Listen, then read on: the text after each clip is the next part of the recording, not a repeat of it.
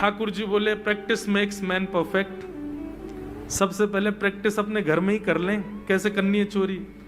सो अगले दिन ठाकुर जी सवेरे उठे और देखने लगे यशोदा मैया देख तो नहीं रही, और ठाकुर जी चुपचाप गए महाराज जहां पर सारे मक्खन दूध दही रखे, वहां पहुंच गए गौरस भंडार में। और गौरस भंडार में एक मटकी के ऊपर से ढक्कन हटाए करके जैसे ही ठाकुर जी ने हाथ बोर के पानो प्रारंभ किया, सामने एक खंबा था, उसमें मणि लग रही थी। आज पहली बार 3.5 वर्ष की आयु में ठाकुर जी ने अपना प्रतिबिंब देखा, पहली बार अपने आप को देखा दर्पण में। बंधुओं, बच्चों को शीशा नहीं दिखाते, छोटे बच्चों को तो दिखाते ही नहीं, और 3-4 वर्ष तक भी बालक को अपनी शक्ल थोड़ी देखता है वो। अब इसके पीछे कारण बहुत सारे बताए जाते हैं, परंतु हमें तो लाल जी से मतलब, लाल जी का क्या है। ठाकुर जी ने जैसे ही प्रतिबिंब में अपने रूप को देखा, अपने रूप को देख करके ठाकुर जी बोले, हो तू भी आयो यहां चोरी करवे। अपने आप से ही बात कर रहे हैं ठाकुर जी। अरे मैंने कही तो हती अपने अपने घर में चोरी करनी है, तू दारी के मेरे घर में आगो चोरी करवे। ठाकुर जी अपने प्रतिबिंब से बात कर रहे हैं। अब गौरस भंडार में ठाकुर जी की आवाज गूंज रही थी, और वो गूंजते हुए रसोई घर में जा रही थी। रसोई में मैया ने सुनी, बोले लाला कहां ते बोल लो है, उठ गयो कन्हैया, मुझको पतो भी ना चली, नूपुरन की आवाज ना आई।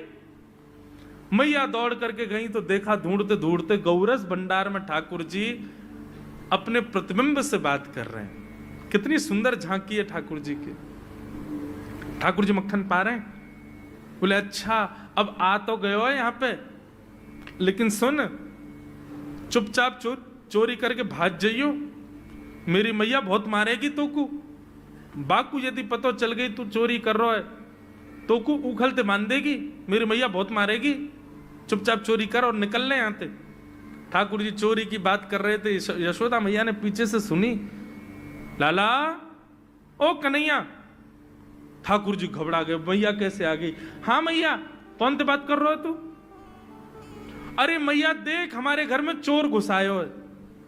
अपने प्रतिबिंब को दिखा करके ठाकुर जी कह रहे हैं, देख मैया हमारे घर में चोर घुसायो, जे चोरी कर रहे हो हमारे यहाँ के मक्खन की, तुम्हें यहाँ को पकड़वे आयो हूं। नन्हे से गोपाल जी, बहुत मधुर लीला।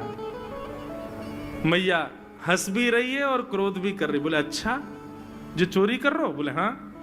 चल याकू तो मैं पकड़ लूंगी, लेकिन जे बता तेरे हाथ में मक्खन कैसे लगो, तू तो याकू पकड़ भी आयो ना। अब मैया याकी मैं कहा बताऊं, तेने मेरे हाथ में पद्म राग के ऐसे ऐसे बढ़िया कंगन पहना रखे हैं, कड़ूला पहना रखे हैं सोने के। जब मैं धूप में निकलूं ना तो धूप की किरण से मुंह को बहुत जलन है जाए हाथ में।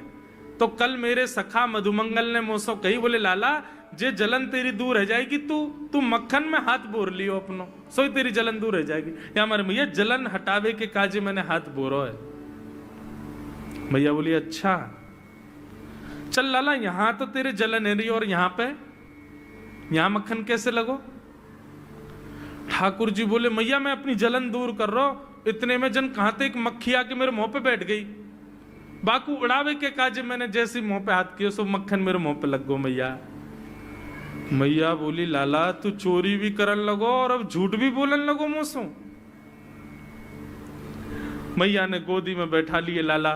बोले लाला तू चोरी नहीं करेगो, तू मेरी सौगंध खा, तू आज के बाद चोरी नहीं करेगो। ठाकुर जी बोले ना करूंगा मैया, लेकिन एक वचन दे। बोले कहा चाहिए वचन में। बोले पहले वचन दे, जो मांगूंगा सो देगी। मैया बोली जो मांगेगा सो दूंगी, चोरी छोड़ दे।